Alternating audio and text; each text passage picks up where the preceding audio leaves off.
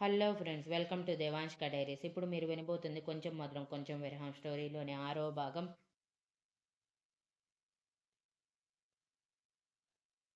దాదాపు 5 నిమిషాలు ఎగిరి ఎగిరి ఆయాసం వచ్చిన శక్తి ఇద్దరు దూరం జరిగి చేతులు విడదీయకుండా మొత్తానికి మనం అనుకున్నది సాధించేశాము. నీ పెళ్ళి రుద్రతో జరిగిపోయింది. I'm so happy. అసలు నీకు నాకు పెళ్ళేంటి చిరాగ్గా అని మొహం చిరాగ్గా పెట్టగానే ఈ శక్తి చిరుకోపంగా ఇవాన్ భుజం మీద కొట్టి, రేయ్ అంటే, నువ్వు ఏదన్నా సరే నిజం మారదు కదా, మనం జస్ట్ ఫ్రెండ్స్, బెస్ట్ ఫ్రెండ్స్ మాత్రమే. ఎంతలా చెప్పినా మన వాళ్ళు వినిపించుకోలేదు. పెళ్లి చేసుకోమన్నారు. నువ్వు కూడా నీ కెరియర్కి ప్లస్ అవుతుందని, నేను నీ కెరియర్కి హెల్ప్ చేస్తానని చెప్పి పెళ్లి చేసుకోవటానికి ఒప్పుకున్నావు. కానీ ఆ దేవుడు ఉన్నాడు, అందుకే నిన్నిలా సైడ్ చేసేశాడు అని ముసిముసిగా నవ్వుతూ అనగానే శక్తి కోపంగా చూసింది ఇవాన్ వైపు. అయినా ఇవాన్ తగ్గకుండా, అయినా ఆ రుద్ర అంటే మాడుమోహం వేసుకొని అలా ఉన్నాడు. బాబోయ్, వాడిని ఎలా భరిస్తావో నువ్వు. అసలు ఎలా వాడు నీకు తగిలాడు నాకైతే అర్థం కాలేదు. కానీ నన్నైతే సేవ్ చేశాడు. ప్రతిసారి నాతో పోటీ పడుతూ ప్రతి విషయంలో నన్ను ఓడిస్తూ సెకండ్ ప్లేస్లో ఉండే ఈర్ష్య ఉండేది. కానీ ఈ ఒక్క విషయంలో నిన్ను తప్పించి నాకు చాలా పెద్ద హెల్ప్ చేశాడు. దీనికి మాత్రం వాడికి నేను థ్యాంక్ యూ చెప్పాలి అనగానే, రేయ్, నువ్వు చాలా ఎక్కువ చేస్తున్నావు. నా మొగుడి గురించి మాట్లాడుతున్నావు నువ్వు, మర్చిపోక ఆ విషయం అని వేలి చూపించి అనగానే, అబ్బో మొగుడా, ఒక్కరోజుకే ప్రేమ పొంగిపోతుంది ఏంటో అని వెటకారంగా అడిగాడు. శక్తికి కోపం వస్తున్నా అది చూపించకుండా, నాది పక్కన పెట్టు, నువ్వు ఇషికని పెళ్లి చేసుకోలేదా ఏంటి అని అంటే, ఇవాన్ తల కొట్టుకొని, అదొక ట్రాజిడీలే, కనిపించింది కదా నీకు కూడా. అసలు ఆ ఇషికకి రుద్రకి ఏం సంబంధం ఏంటో, బావా అని పిలుస్తుంది. అసలు వీడు బావ ఎలా అయ్యాడో కూడా నాకైతే అర్థం కావటం లేదు తెలుసా. అంతా మిస్టరీగా ఉంది. నాకైతే పిచ్చెక్కిపోతుంది. నేను మీ ఇద్దరిని ఎంట్రన్స్లో చూసి, అమ్మయ్య, నా పెళ్ళి ఆగిపోయింది, నేను ఇంకా బ్యాచిలర్ లైఫ్ ఎంజాయ్ చేయొచ్చు అని చాలా ఆశపడ్డాను. కానీ మా మమ్మీ మొత్తం నాశనం చేసింది. ఏం చేస్తాం, నా తలరాత అలా ఉంది అని పెదవి విరిచి నుదుటి మీద రాస్తూ అనగానే, పాపం ఇషికని చూస్తుంటే అమాయకురాలిలా ఉంది. నువ్వంటే ఎంత ఇష్టం లేకపోతే మీ అమ్మ చెప్పగానే పెళ్లి పెట్టలెక్కుతుంది చెప్పు. నీ మీద చాలా ఇష్టం ఉన్నట్టుందిరా. అందుకే నా మొగుడు చెప్పినా వినిపించుకోకుండా ఎదిరించి మరీ నిన్ను పెళ్లి చేసుకోవటానికి సిద్ధమయ్యింది. తనని అర్థం చేసుకో అనగానే ఇవాన్ దేన్నో గుర్తు చేసుకుంటూ, బాగా అర్థం చేసుకుంటాలే. ఎంతలా అంటే నువ్వు కూడా ఊహించలేనంతలా. నువ్వు అనవసరంగా తన గురించి ఆలోచించాల్సిన అవసరం లేదు. నీ లైఫ్ నువ్వు చూసుకో చాలు. ఇకపై రుద్రని ఎలా మార్చుకుంటావో ఏమో నాకు తెలియదు, కానీ వాడు చేసిన దానికి మాత్రం నువ్వు తప్పకుండా పనిష్మెంట్ ఇవ్వాలి శక్తి.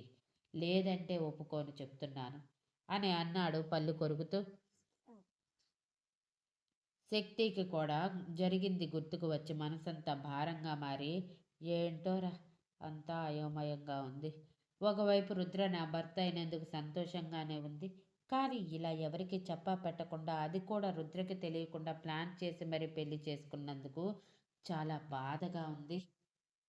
ఏం చేయాలో అర్థం కావట్లేదు. నా డ్రీమ్ గురించి తెలిస్తే రుద్ర ఒప్పుకుంటాడో లేదో తెలియదు. ఇప్పటి వరకు కేవలం నా డ్రీమ్ మాత్రమే నా లైఫ్ అనుకొని ముందుకు సాగాను, కానీ ఇప్పుడు రుద్ర నా జీవితంలోకి వచ్చేశాడు. ఇక వాడికి ఇంపార్టెన్స్ ఇవ్వాల్సిందే, తప్పదు అని ఒక నిట్టూర్పు విడిచి అనగానే, తొక్కలే, వాడికి ఇంపార్టెన్స్ ఇచ్చేదేంటి బోడి. వాడు చేసిన పనికి పనిష్మెంట్ ఇవ్వాలి. నువ్వు తగ్గకు శక్తి. వాడు ఏదైనా అన్నాడంటే నాతో చెప్పు, నేను చూసుకుంటాను.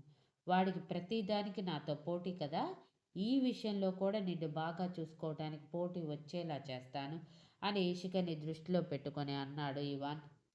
అంటే ఏం చేస్తావురా, వాడి కాలు కాని పట్టుకుంటావా, నా బెస్ట్ ఫ్రెండ్ బాధ పెట్టుకో అని చెప్పి అని వెటకారంగా అనగానే, చిచి, నేను వాడి కాళ్ళు పట్టుకోవటం ఎప్పటికీ జరగదు.